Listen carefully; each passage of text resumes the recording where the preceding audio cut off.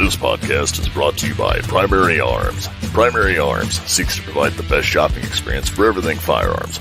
With over 13,000 products from over 400 top brands, Primary Arms carries a complete selection of rifles, handguns, firearms parts, shooting gear, apparel, and more. Every order comes with a commitment to superior service, backed by fast shipping and an expert support team. Primary Arms, serving freedom since 2008. Find out more at frn.deals/PA. Welcome to the AR-15 podcast. This show is for you if you just bought your first rifle or if you've been building them for years. There is something we can all do to take our black rifles to the next level. My name is Nick Dooley, and I am joined, as always, by my co-host, Garth Over. I just say we have a banging intro. I love that song. Yes, and then tonight we also have a very special guest who you may be seeing more of. We have Pastor Craig with us. Yes, I think it's been about a year and a half since the last time I was with you guys. Yep. I mean, I preach Maybe you like guys on a 2. much weekly basis, but Yeah, you see us on a regular basis, yes. but this is the first time in a while you've been on the show. Sure, I think the very first time we talked about, you wanted your pastor's thought on the Second Amendment and the ability to defend oneself. And that was, we went down a rabbit hole. We went down a couple rabbit holes. We did, that's kind of been always the theme of the show, is to stay going down rabbit holes because, well, that's apparently what I do. There we go. Yeah. Is this like where you would like put a little link up here or whatever to like the past podcast or something like Yeah, that? like if I wanted to put something up there. Yeah. Like, Yeah. I'm still figuring out where the camera's at. Oh, there. Boom. Yep. Oh. Yes, we'll fix that in post. Well, thanks for having me, Nick and Garth. Yep, no problem. So we do have some interesting conversation that we're going to move into tonight. And of course, it's mainly stored inside of my brain as to where it's going to go. So that can only be scary to everyone. It is. Everyone. Garth, have you had a chance to do anything fun? Because I know you were excited. I was super excited, man. We're done with harvest, and I had plans of taking my jackal out today. And I was a little under the weather this morning, and then it was 50-mile-an-hour winds up here today. And so I did not take the jackal out because I didn't want into the abyss and miss targets and be very frustrated. So, no, I have no jackal update, and I know I said I would have one, and I lied, and I'm sorry. And I really need to get out and shoot my jackal because I plan on shooting a deer with it this weekend, but we'll see how that goes. Maybe I'll wait. Tomorrow's high is 56 degrees and sunny, Garth. No excuses. I had to be in Pier actually all day. I've got things going on down there. Well, we do have a range here. Oh, okay, that's true. All right, you talked me into it. I'll bring it along. I'll see you guys at the range at like 1. Oh, we can probably make that happen. Okay. All right. Well, then jackal update next week. So no further gun news. Hey, actually, question: did my Glock come in? No. Damn it. Okay. Well, Do you and that's all the gun news I have. Boxes while you guys talk, because there's a lot of them here. There's so many boxes. No, we're down like 90% on boxes. There is only 2 shipping boxes with guns in them right now. But there's a 5.11 knife. There is a tomahawk. There is. Okay, never mind. Let's keep going. Well, yeah, because you need close quarters until you can get to the 3 guns behind you. Right, leaning there, along with the tungsten penetrator, whatever you call those things. Yeah, they're in a jar, that just screams Dooley. Okay. Hey, these things happen. Mason jar. No, it's actually like a big beer stein. Yeah, it's from my alma mater. Yeah, we got to show them the alma mater beer stein with the tungsten penetrating bullets. Yes, it's from SDSU, the good SDSU. In actual clips. not magazines. Yes.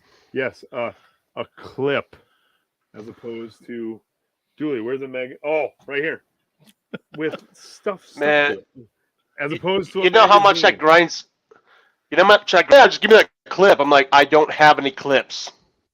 And then he just looks I at have you like you're clips. stupid. You have clips, but Well, gentlemen, you let's know what go I mean. deep. Let's go down Let's the go. rabbit hole. Yep. So tonight we're going to talk a little bit about as we get into this. So Craig does a ton of training with me and us. Like Yes. Craig and I shoot a lot together. We went to a class together here not long ago, and I think that class actually had you change some optics around. Yeah, that's spendy. That's spendy. It's that just messes up your bank account. But yeah, no, we did. It was fun. We did, what was it called? Toxic masculinity. Yes, toxic Are masculinity. we allowed to give the name of the Oh, group? yeah. We did, with RevTac, Yep. Tim down at RevTac outside of Nebraska. But we met where? Platte, South Dakota. Yep. And it was like a sniper course, sort of. It was more like figure. Well, it was great. We how many rounds did we shoot? Well, that was one of those where it was up to the individual, but I mean, we were shy of 200 rounds. oh yeah, 200 is a pretty easy number for both of us. Yeah, and that was just bolt action. Yeah, bolt action and learning. I mean, we were confirming out to what, 1,600 yards. Yeah. Yep. So we were transferring our fundamentals from pistols onto bolt action precision. So, but that takes a lot of training, like you said, right, Dooley? Yes, it does. And doing that, and then we've also done some carbine work. We do a lot of handgun work and those types of things. So training is always been one of the things that we've all been super big on.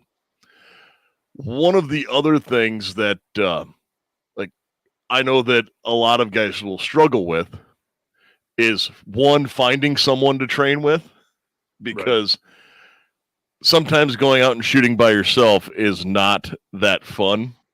Like, granted, I know that we all do it, Right.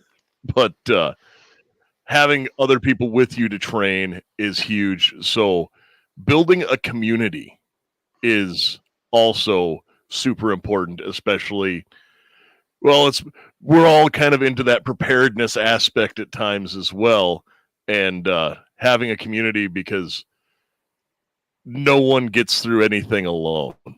Right. Yeah. So, the fundamentals of training and then moving into building a community, but how important is training to you guys? Because everyone hears me just blather on about it incessantly. And Garth, I know we've talked to you, but Craig, what are your thoughts on why is it so important to get training? Well, what's the time limit? What's the stopwatch? And we have 50 minutes on the clock for your response. Oh, okay. Maybe I'd start, Nick, going back to how did we even connect? Yep. So like 7.5 years ago, I was called to be the senior pastor of our congregation, our church here in town, and I had met your wife. I don't remember. Was she come? She had either come back from a deployment or was. Yep. She. I don't remember. 2016. Oh, no, she was just getting ready to go on a deployment. Okay, that's right. She was getting ready to go, and I remember that was one of the first times I met the Dooley name, and then got to know her more, and then. For me, my background a little bit, I used to shoot when I was back in my previous call in the Black Hills of South Dakota. I would shoot IDPA, and so my forte has always predominantly been pistols. So when I moved here, it was just kind of, figuring out the lay of the land, figuring out which ranges are open to the public, figure out which ranges are not. Yep. And then I wound up, I already had my concealed carry permit. But for me as a pastor, I travel a lot for different continuing ed courses, family vacations, things like that. And I always believe on still being able to carry. But don't forget overlanding. Yes, overlanding. Yeah, we that's between Scopes and Toyotas. Well, if you actually want to like retire someday, don't invest in either of those things. But right? But so yeah, between overlanding, off-road camping, stuff like that. Vehicle-based camping. Yeah. Or whatever the technical term is or definition is anymore. Anyways, long story short, I knew that I wanted to get my enhanced permit because we've got a couple neighboring states that do not honor our traditional carry permit. So that was one of the very first times I met you. Yep. And in teaching that class, and I think we hit it off right away, and we went to the range that day for the live fire drill, and I think we exchanged phone numbers at that point. Yeah, and then we just said, "Hey, we'll get together and get shooting." Yep, and I don't know how many rounds later it's been. It's been a lot, and and then it was not too long after that when I met you, Garth. And so, I mean, I think part of the firearms community, well, I don't know. I think I'll be blunt. The firearms community is about as divided as everything else.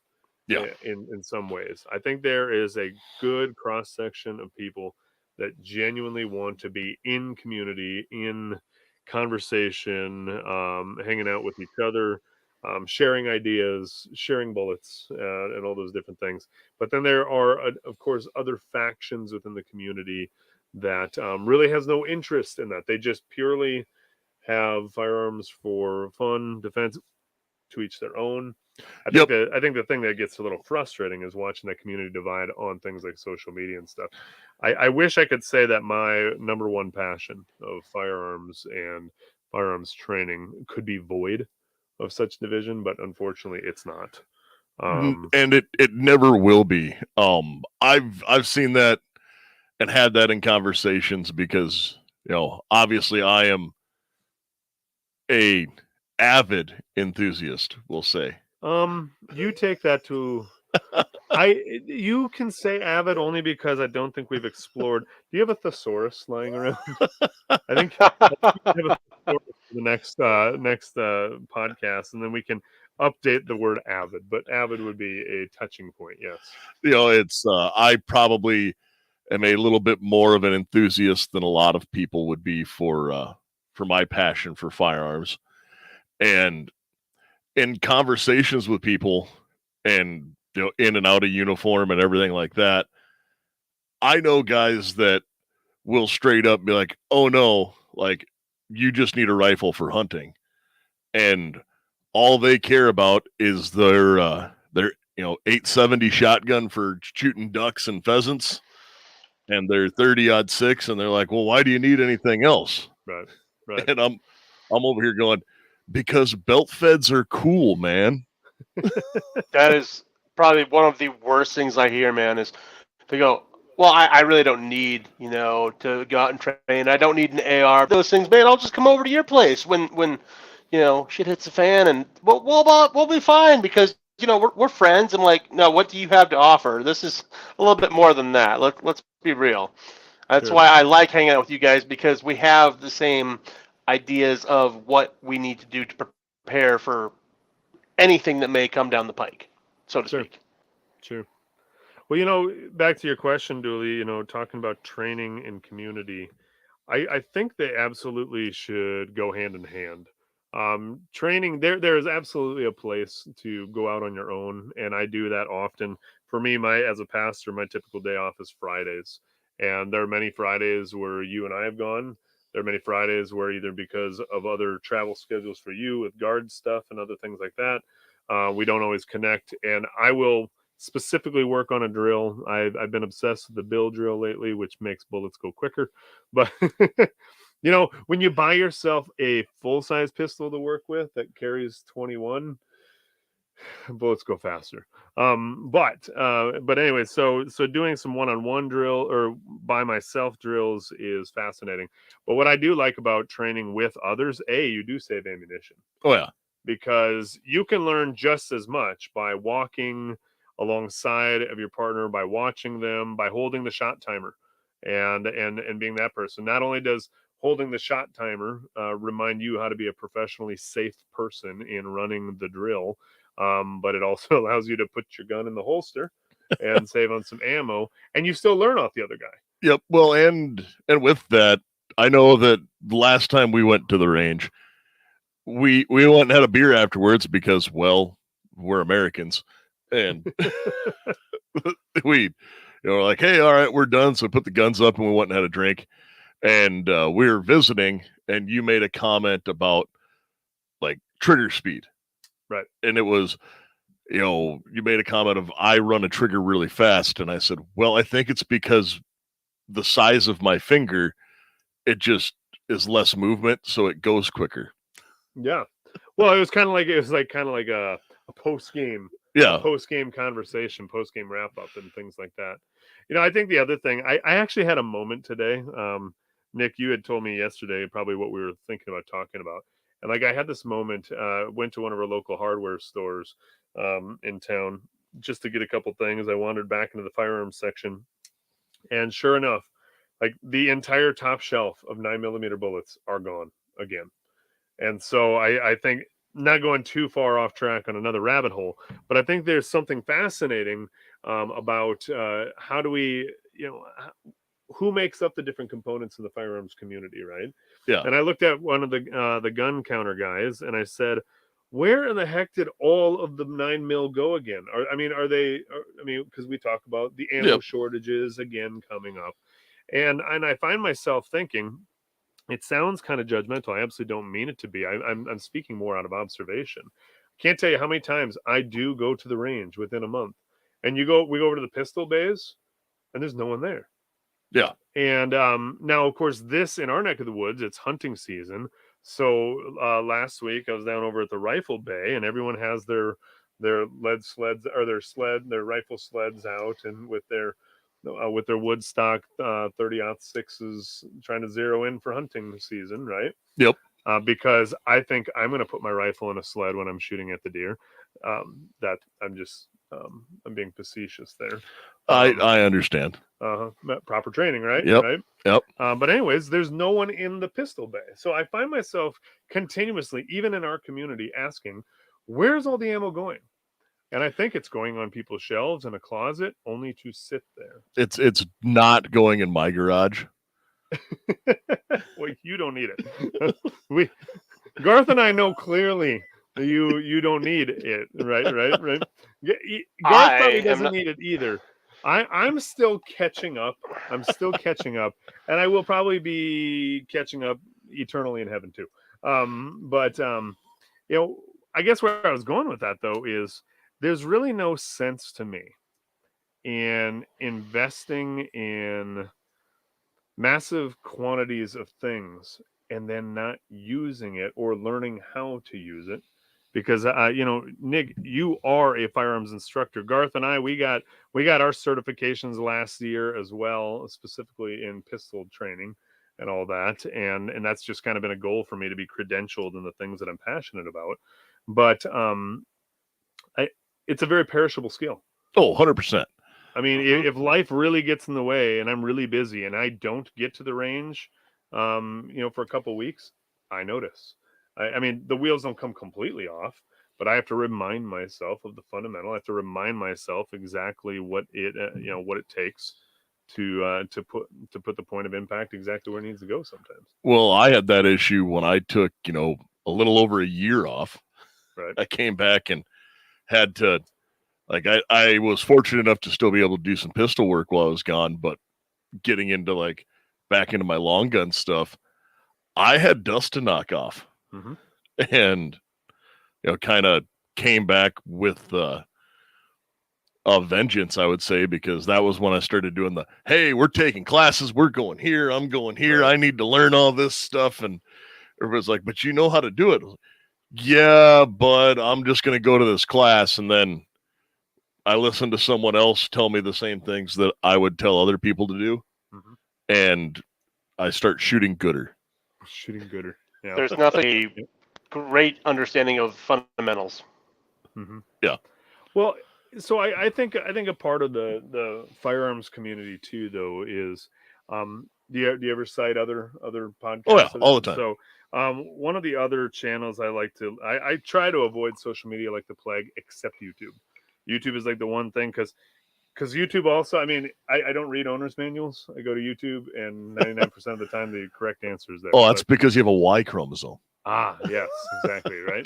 So one of my favorite channels is Barrel and Hatchet. The guy's out of Florida. Yep. And in fact, he just put out about a half-hour video yesterday, and it was gosh, I forget the lead guy's name, Eric or something like that. Was that the Bro Vet Out?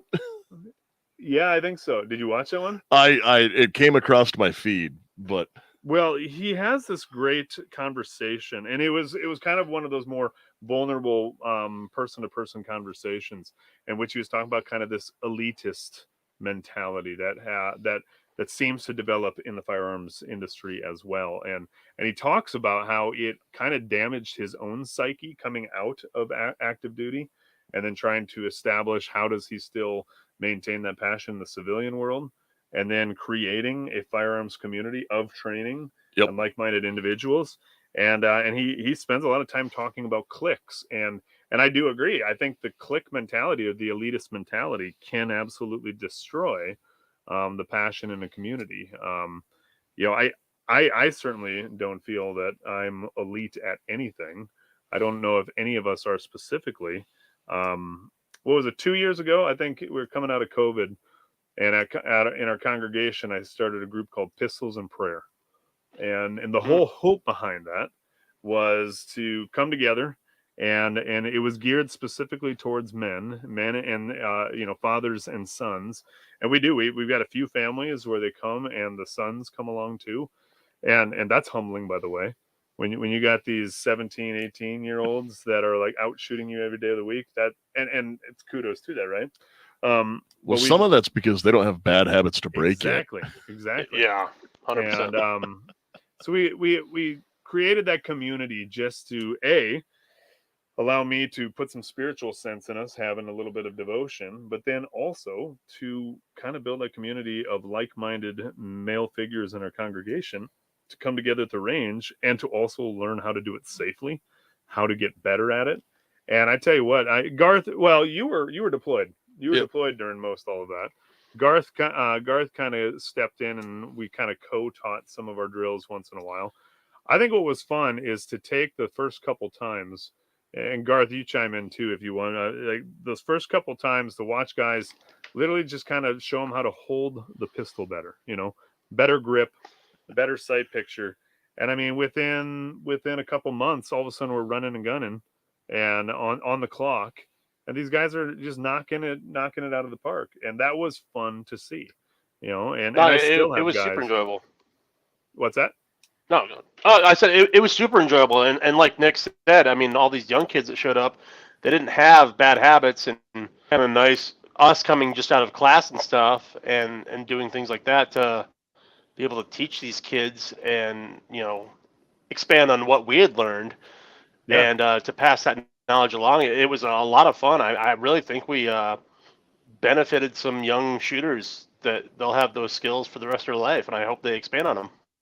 Well, and just think of how diverse that was. I mean, so you and I had just come out of some of our training work on how to better or train people better, specifically on pistols.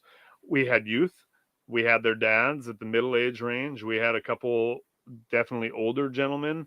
You and a couple of your fellow farming colleagues who oftentimes would be coming back from some of the 3-gun matches. Like literally you had put the guns in the cases, put them in the truck, come on down to Pistols and Prayer. I know you guys keep asking, when are you going to do 3-gun with us, Pastor? When you guys stop competing on Sunday mornings. Yeah, well, they tried that this fall, and they did it on a Wednesday night. Yeah, newsflash, my church does church on Saturdays, Sundays, and Wednesdays, right? So yeah, we'll change it to Wednesday night, right? Yeah, that was helpful. But no, that the diversity was it was fun to see guys of all ages, guys of all different skill levels, different backgrounds. A couple of them you can tell really their only firearms experience was owning a pistol, but basically they went deer hunting or pheasant hunting, which is a wonderful thing for them to do.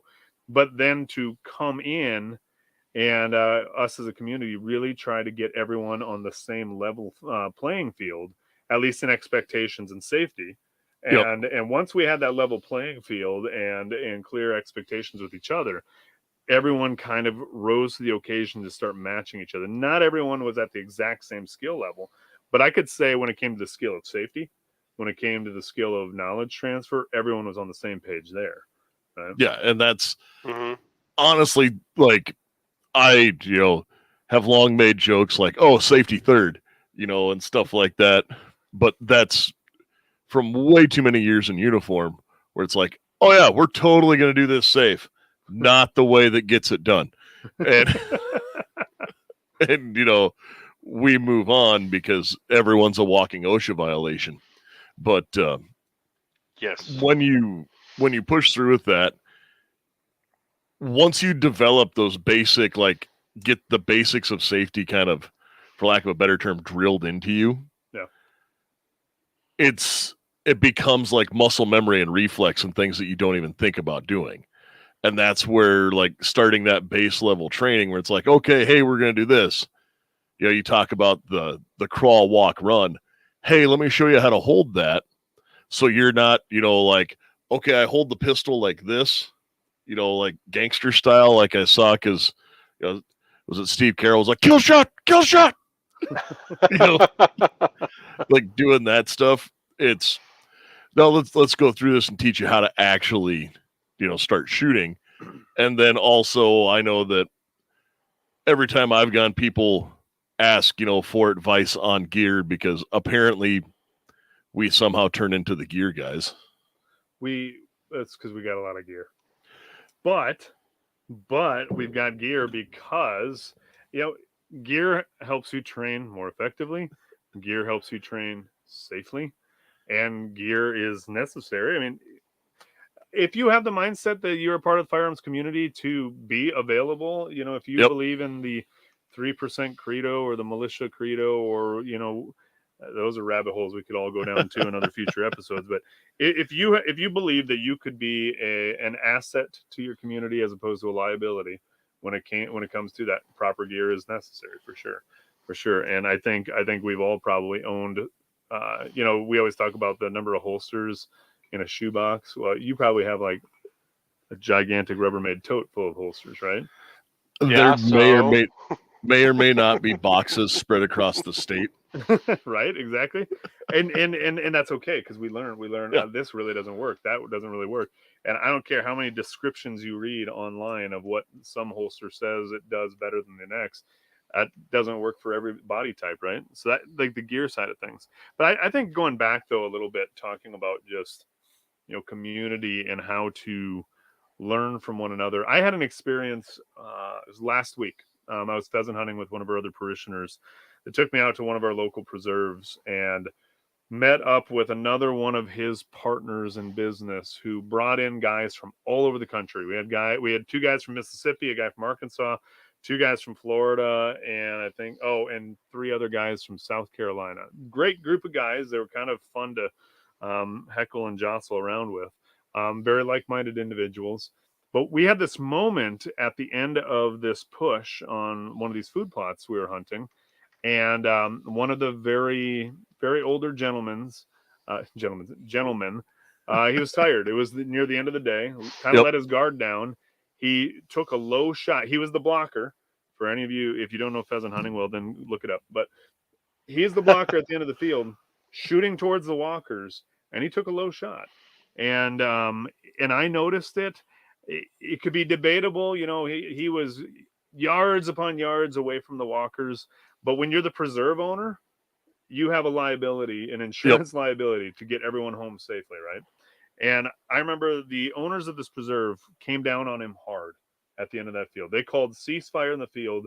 We watched about 5 more roosters go, and we were not allowed to shoot because they were torqued. And of course, there's bouncing dogs around, which I think was they're probably more worried about the dogs than they were about the guests. But I digress. But so what was really interesting, though, is to watch these guys just kind of collapse under anger and frustration. Oh, well, blah, blah, we pay this, blah, and we know what we're doing, yada, yada, yada. And I remember standing there listening to this circle of guys just complain. And I finally said, I said, guys, will you just shut up for a minute? And they all kind of looked at me, and I'm clearly the youngest one of the entire group. Yep. And I said, guys, one of my great mentors, an avid hunter who's substantially older than all of you guys combined, probably, he said that if there's ever a time that someone is unsafe in this community or unsafe at this range or unsafe in this hunt, call them out because everyone deserves to go home. And he said, and if you get called out, whenever we met, every time when I was younger, learning how to hunt and going out into the field, he would give the same safety speech before every single hunt. And he would look at us and he'd say, and if you get called out because you did something unsafe, humble yourself, get over it. It's not a personal attack. It's because every one of us wants to get home safe. And that stuck with me. And here I am sharing this, maybe as a firearms safety instructor, right? But sharing this with grown old men who, quite frankly, are a little frustrated because their hunting vacation got squelched for 10 minutes, right? Yep. But no, that happens, and the blockers, shooting low and stuff like that. My brother's carrying around chunks of lead inside of his neck from a blocker who shot him there. That's one of those where there's an expression that comes, and it might be a South Dakota only one, but it's, oh, he got peppered a little bit. Yep. And Garth's doing the, yep, I've heard that. And what that means is you got shot a little bit. Yep. Fortunately, probably didn't break the skin, but it hurt. Fortunately, the ballistic coefficient was not in the shot's favor any longer at this point. Yeah, now the BB's just really kind of hurt, but you're far enough away where it's not poking holes in you. Mm-hmm. But I tell you what, there's nothing more aggravating. I've been peppered a couple times, and there is nothing more angering than realizing that. But there is, but it's when you're driving down the road and have a mirror shot off your semi. Fair enough. And that wasn't even in Iraq. Also South Dakota. Yeah, also South Dakota. Yeah. They got to listen to me yell. Yeah. Yep. But no, so like talking about that safety, and now that we've gone down a rabbit hole of training and those things, when we talk about like building community or the firearms community in general, one of these places to start finding other like-minded individuals, like one, you have to look for events. They don't always just fall in your face. Right. Like, yep.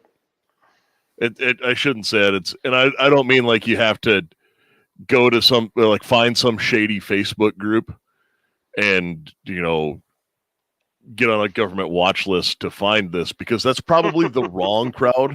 I mean, maybe, I don't know. No, we've got a community. We've got a group of guys in this community that I've had many conversations with. Very kind one-on-one. I would not be associated. Would not be associated with a rifle in my hand. Nope. Yeah, 100%. I've one of the sketchiest things I have ever done. Well, I shouldn't say that. Weirdest feelings I've ever had was one where I went, I almost feel like I need to have a law enforcement person here just to be like, guys, I am 100% quoting laws. I'm not doing this, because there was a whole group of people there that had decided on one sidearm together, and they had stickers on vehicles and all sorts of stuff. And it was a very interesting class. Mm-hmm. I'm going to leave it at that. Yep. Oh, I know what you're talking about. Yeah. You were teaching the class? Yeah, I was teaching a class, and they all signed up together and came in a group of like 11. Yep. And, I had 14 people in class. So, yeah, I know which group. Yeah, and they started asking me to go into like more complex drills, and I'm like, guys, this isn't what this class is. Right. We are here to learn this. Well, and I think that's also, if we spent a little time on the training side of things, I think people need to start small when it comes to establishing what they're going to train on, right? Yep. You know, like the RevTap group that I mentioned earlier. When you look at groups like them, if you look at groups like Ridgeline out on the East Coast that deal with like scoped carbine classes and all that stuff, if you notice, they have step 1, they have the basic carbine, they have advanced carbine, expert carbine, and then they even list their prerequisites, you know, and it's non-negotiable. And you must have completed a carbine course by us or one of our vetted other instructors. Right. Do you, when you do your courses, Nick, do you ever interview the customer? I heard that recently. One of the courses I've been looking at doing, I was told that if you sign up, the instructor will actually call you to vet for, and I was wondering why that was. I had a good idea why it was, just because of how often I've been doing firearms. But it is to discover or find out, what do you know, and is this course most appropriate for you? A, to save money. Yeah. And not send you home the first day because you really have no idea what you're doing or you're not safe. So I teach a lot of base level courses. Sure. I haven't gotten into that real high theory level. Right. And like, as much fun as I would have doing a class where we shot like 100 rounds and the rest of it was just theory, like Garth's eyes are glazing over thinking about it. Garth doesn't like theory. Garth just likes the plethora of guns in his hands. And correct. Bang, bang, bang, bang. Well, no, it's more, I go down a weird, like, okay, now we're going to talk about, you know, like, I got really excited at the last my last drill because we were talking about something. I was like, oh no, we should make them do like questions on the Battle of Belleau Wood in the First World War. And somebody went, why would they need to do that? And I was like, well, that's the battle where we invented modern machine gun theory. And then like went down another, because I have a very unique history and guns obsession. You have a very unique set of skills. Hence that some people find. Right? Yeah. Yeah, the AR-15 podcast. Let me tell you about this, and we're going to get into machine gun theory and how this works. And right. But it's very, going into that, I know that not everyone wants that, and not everyone can sit here and speak to the internet. Well, right, and I think there's that, but then I also think that I think there's people out there that they imagine, okay, if I buy at least a decent quality firearm and I go to the range at least a few times a year, you know, I have the capability of being just like Rambo. No offense, Rambo, like Rambo's Hollywood and Rambo's not that great of a shot. Now he kills a lot of things, right? Right? Yep. But we get this disposition, or also you talk to young people and you ask about Call of Duty and they have this wealth of knowledge of warfare and tactics based on video gameplay, which has its own place and purpose. But what does that actually translate to when you actually put a pistol in your hand and you go to the range? And that's where I think it absolutely needs to just start with absolute basic fundamentals. And, you know, in fact, like our pistols and prayer, I think the very first few times we did nothing but learn how to press the trigger so that you can get the intended shot. And then in time we were able to build upon build upon build, but it was absolute baby steps. Exactly. And you know what helps you press the trigger right every time? Having the right grip. And the easiest way to have the right grip is with a grip from VZ Grips. And VZ Grips are great because they have a unique feature of them is they're machined from a solid block of G10. And G10 is great because it's durable and doesn't get slippery when covered in mud, blood, or sweat. The 17-degree grip angle and wide variety of textures from mild to extreme, along with color options and shorty versions available. 1911 grips, Beretta grips, CZ grips, featuring extreme customizability, standard slim palm swells, thumb notches, safety cuts, bottom profiles, and more, with more than 25 textures and 27 colors available. This coupon code is good for 15% off of all handgun and rifle grips, and that code is AR-15 podcast. you just like perfectly segue those in at each episode. I tried to. Yes, Ah, yes, he that was does. beautiful. So yes, with proper grip, especially a really nice grippy grip, because different hands, different strokes for different folks. You can Correct. establish a good grip, and then you can establish proper straight back trigger press.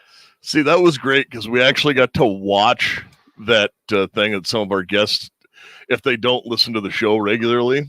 Yeah, I knew there was a commercial at some point. I didn't know that I'd be the segue to it. Oh yeah, 100%. It's and every now and then we'll get someone who just goes, but oh, okay. Sure.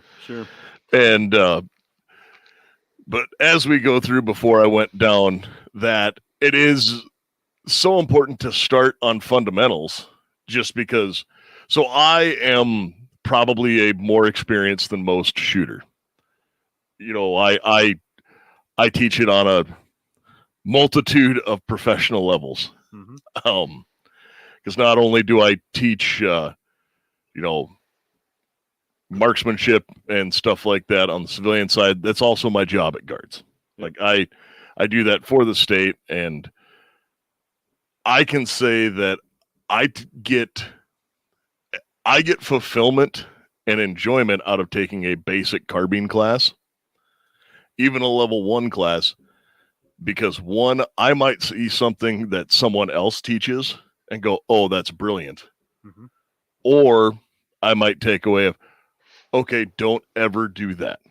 Right. You're never useless if you can be used as a bad example. Sure. I think, do I got permission to take us on another whole track on community and training? Do it. Yeah. My thought, I was thinking too, I was just kind of brainstorming when you sent me the subject matter in a text earlier. I think when it comes to the firearms community or community in general too, I think people need to start recognizing what their skill sets are. Yeah. And part of you alluded to that afternoon where we went for a beer after we were done shooting. I'm probably never going to have the trigger speed that Nick has, and I realize, I'm okay with that. I really am okay with that, because at the end of the day, shot placement is what matters the most. And both you and I can accomplish a bill drill. Statistically what it is, 7 yards, 6 shots from a holster in 2 seconds? Yeah, we were definitely sub 3 every time we were getting into sub 2s. Right, exactly. And so, having a realistic mindset as to skill level, having a realistic mindset as to, what's available to you. You and I are both getting into long range quite a bit now. I will humbly say that is absolutely not my skill set. And if shit hit the fan, I would like to continue learning in that. But guess what? I guess I'm going to be a close guy, an up close kind of guy if it came to other neighbors relying on what I'm good at.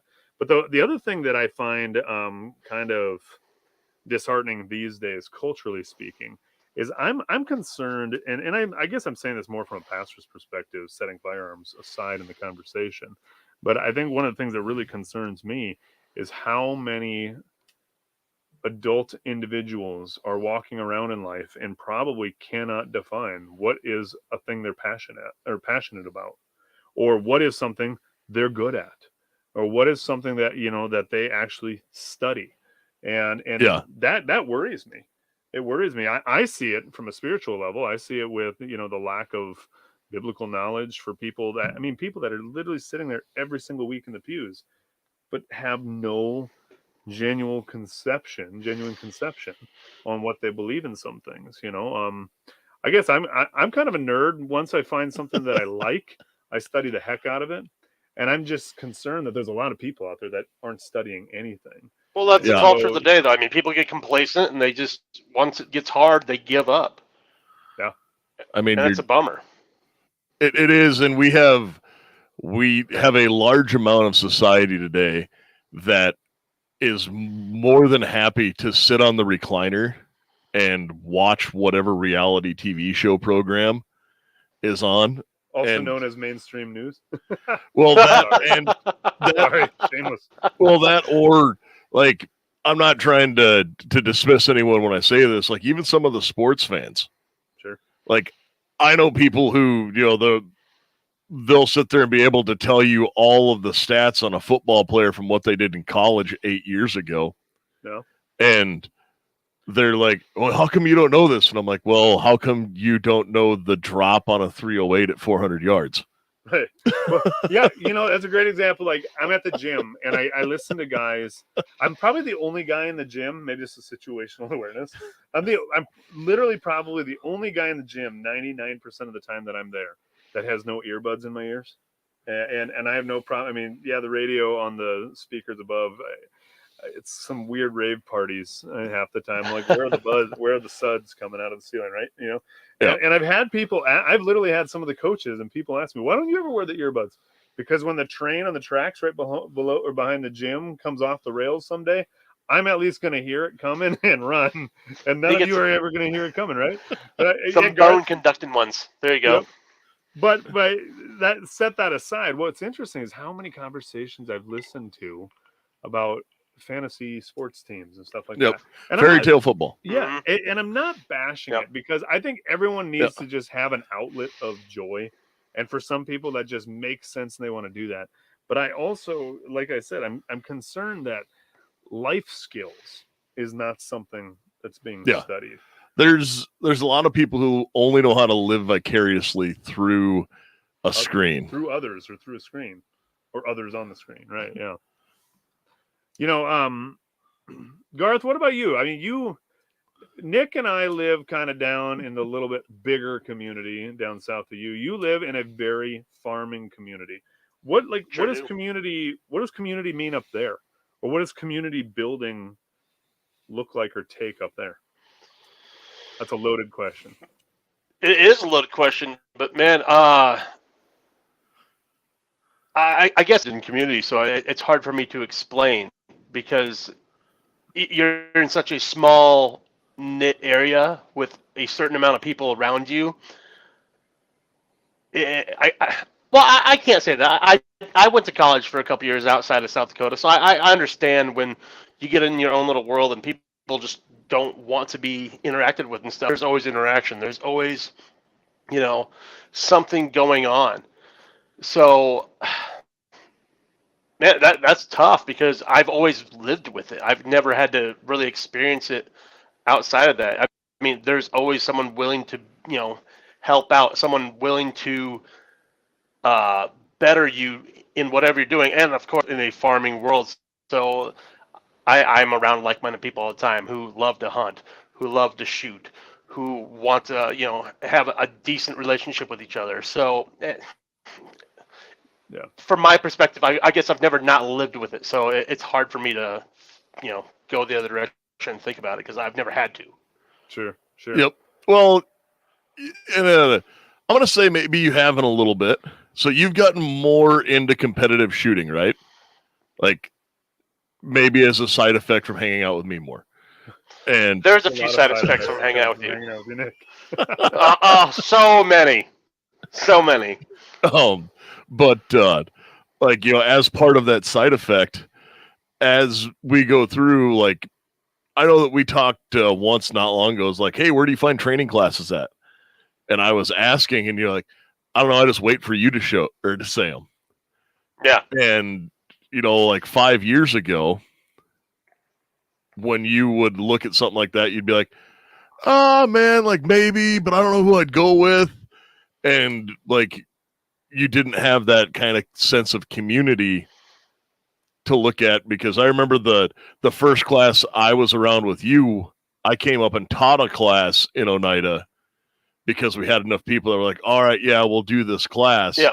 And we made a time work. But other than that, it was like, all right, where do we find this? And it was like, you had that little bit of community building where it was like, okay, well, my buddy Reed knows this guy who he says is a shooter.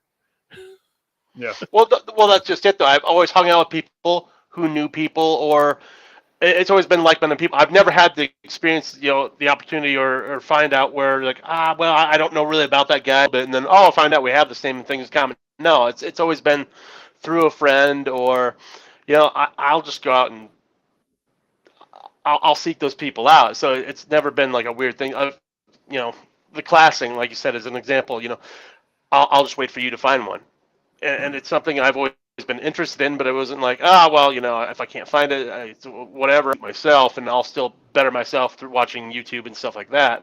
But yeah, I've always been around someone who knows someone, so it's always, yeah.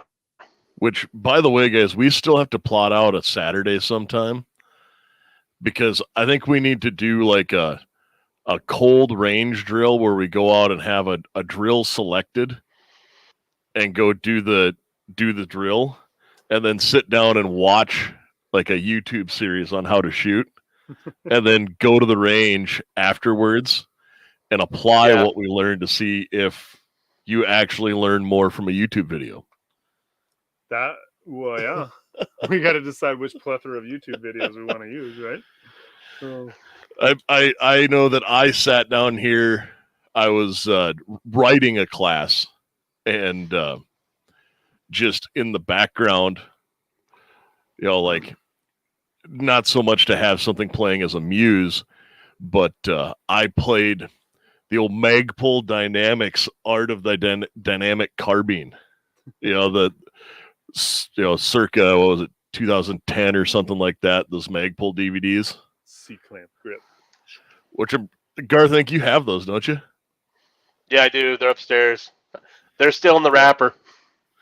But I had them up. You know, I casted it over to the TV, and I'm over here typing away, working on PowerPoint stuff. And like I heard something and looked up, and I was like, no, what? No, you can't. That is not how you do it. It was funny to watch, like, what at the time was, you know, the industry's best doing training stuff. And now those same guys would never tell you to do some of the things that they were saying in that video. Sure. You know, the funny thing is, those DVDs I got, I think, came with my first DPMS. Well, like, literally, they were like, one of them was saying, you know, don't rest your magazine on the ground. And now they tell you to dig the magazine in the ground, right? Yep. And I was like, maybe your Vietnam era M16. Well, it was just one of those where, like, I started swearing at a TV because, well, no, you know, it's what I do.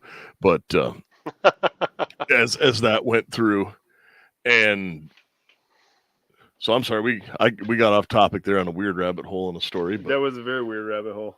It ended with me yelling at a TV. Sure. But no, it is very much so going back to that, like, community building and stuff like that, where, Garth, like you said, you always kind of know a guy. I look at it from a rather unique perspective, because I have seen people searching for some of that community that now, like, both of you two have met just here locally. Because I think about things like our friend Orland, you know, or some of those guys where they're people who, you know, if they move to town, because not everyone, you know, lives in the same town they grew up in, or, you know, things like that. And it's okay, hey, I'm going to do this. And then they're trying to find people like them. But, you know, like Craig said, you know, you show up, it's like, okay, where are these ranges at? Why doesn't anyone ever seem to be at this range? Right. You know, right. And you start to kind of push through all that stuff. It kind of changes how you view it. But I've seen those people looking for community, and then seen people who have started to find it. Well, and I think, and I don't think it's subjective just to our neck of the woods and our locale in rural America, but I think men in general, especially today, are substantially lonelier than they'll ever admit. And so I think when we look for community, it shouldn't just be around topics. I think it should be also based on solid individuals. And you know, maybe this is me just being a pastor for a minute, but I know one of the things that I learned a long time ago in one of my psychology courses, specifically in grad school, we talked about human beings being a three-legged stool. and each of the legs was your physical health, your mental health, and your spiritual health. And it's one thing to meet someone, and at the gym, I meet some phenomenally physically healthy people. But man, you start having conversations about their spiritual health. I can't tell you how many times people will ask me spiritual questions, religious questions, and it almost always interrupts my workout. But I'm really more than willing to sit down and have that conversation, because if they're asking and they're inquiring, it's because they're trying to, they're trying to learn something, or they're really wrestling with something. And so I would rather take the time to put that leg back underneath back in their stool so that they're stable. Because our professor, he talked about this really unique balancing act that human beings can do. You can kick one of those legs out of the stool, whether it's your physical health, your mental, or your spiritual. You can kick one leg out and you can do a pretty good balancing act. You can kick two out and you're going to start trying to grab a crutch, like whether that's an addiction, whether that's an unhealthy relationship with someone, and you'll use that crutch to stick back in there to try to find stability. But you can only do that so long. And so I always try to think, if I'm going to look for a community of people, yes, like-minded is going to be a lot easier than unlike-minded for all the obvious reasons. But and simply just to be able to carry on a conversation, right? To have a healthy debate about something. Because Nick, you, Garth, and I, we don't always agree on everything. No. But we're very like-minded on most things, so that we can knowledge transfer a little bit about that. And Garth, you come from a very farming background. I don't know a dang thing about farming. I married a farmer, I married a gal that her whole family was involved in farming. You are more of a rancher kind of guy, and I've learned in our neck of the woods, they are not necessarily the same thing. Farming and ranching are not the same thing, right? No, not at all. I'm a city slicker. I grew up in a city of 276,000. Lived in the Twin Cities of Minnesota. My dad grew up in Brooklyn. I spent a lot of my childhood in Brooklyn, New York, right? So I'm the city slicker, pastor. You grew up in a small town. Yep. Ranching background, Army veteran, combat veteran. And Garth's the farming guy that if I've got to figure out what the heck anything in agriculture, I'm gonna go to you, Garth, right? And there's some solidness in that. And what's helpful is, in my 8 years of living here, I can say that I've been able to, in our community that continues to grow and change and shift with different guys that be a part of it, I can say that I've got a pretty healthy mental, physical, and spiritual essence and knowledge of you guys, which brings stability to the whole community. I think people need to be more direct and intentional and honest about the needs that they need to be that balanced stool, and also find themselves around other people that can provide that balance for all the right reasons. I don't know. I'm gonna be done with that part there. That's my pastoral opinion on community. Well, that is great. The other thing that I was going to comment on, as was touched on a little bit, I'm a former commander of a rather large Legion post for South Dakota, like 522 members was a large post for South Dakota for a Legion size. And I was the commander there for a couple of years and very active in, the administration and the running it and the community involvement and, back and forth and all of that. And I know that at the time I'd made a comment about, and I was a lot younger then. It was when I was doing that, it was over 12 years ago because my daughter hadn't been born. And, as my good friend and colleague, Sheriff Hamburger says, caffeine, Copenhagen, and prayer. Is that the three-legged stool? Gosh. But at least I approve of the prayer. Most of the caffeine, I can't. Copenhagen growth. But no offense. One of the older gentlemen that was involved in the Legion had talked to me about it, and he said that all of the fraternal organizations were dying. Yeah. And it was one of those where, oh, that should be the next podcast.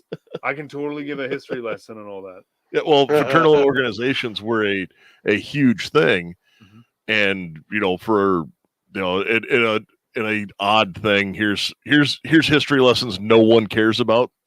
The American Legion used to be harder to get into than the VFW. Really? And the Legion was a more prestigious organization in their own eyes than the VF was. Interesting. Because it was the VFW, and then there were Legionnaires. And then it kind of flip-flopped. And it was about the time of Vietnam that a bunch of that changed. And the Vietnam era, and I think we should do a podcast on this. The Vietnam era changed everything societally, changed everything with the church, changed everything with the school system. All institutions changed. 100%. Yep. It was, and it's all Walter Cronkite's fault. But but I also think we're at a time where everything's going to change again. Everything already is, but I'm talking at the mass It is, level. Yeah, everything is. And you know what else is happening?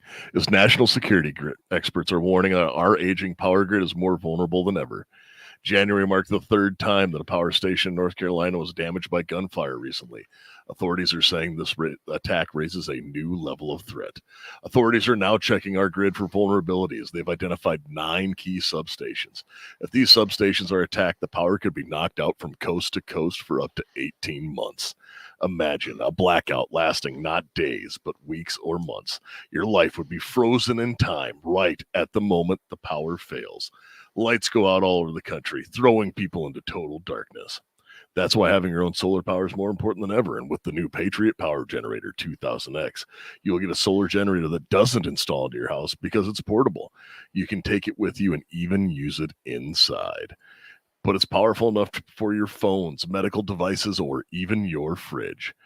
And you can go to 4patriots.com/FRN and find all of the deals, including the Patriot Power Generator. So just go to 4patriots.com/FRN. Again, 4patriots.com/FRN and check out those deals. God, you're so good at that. Segue. Was it beer time? I think it can be. Garth, do you have anything you want to add tonight? Community. Garth. No, guys, it's been fun, guys. This is a community, and it's been fun doing it. Agreed. Yes, it is. And I want to say a special thanks to our community of listeners. Guys, keep reaching out, keep talking to us. We have a Discord server now as well. If you guys want to start interacting with there and sharing memes and builds and the like, we can build all of that up as well because, well, Discord is still free America, and they don't block people for posting pictures of guns or for talking about things like that. So they're kind of a fun board to be on. Also, for those of you in occupied territory, John has a long mustache. And the chair is against the wall. The geese are flying south for the winter. But no, guys, keep paying attention here as we come up. We're going to have some really cool stuff coming up here in the near future. And at the end of the month, I am very excited to talk to Gun Owners of America. And they're going to talk to us about not only what's going on nationally, but one of them has a lot of special insight into some of the fight behind enemy lines in occupied territory of California. So, Garth, you got anything to add? Any final words? No, man. Yeah. Happy trails until we meet again. Craig, you got anything? Front sight. Good night. Unless you're using a red dot, then target focus shooting. Agreed. All right. Well, I'm still not singing. And you folks out there, you stay safe and stay armed.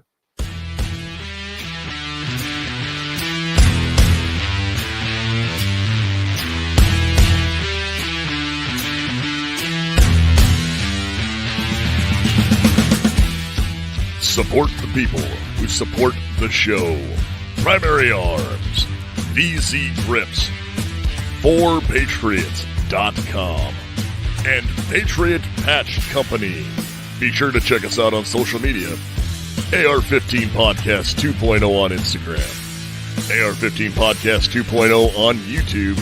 AR-15 Podcast 2 on Twitter, AR-15 Podcast on Facebook, and wherever podcasts are found.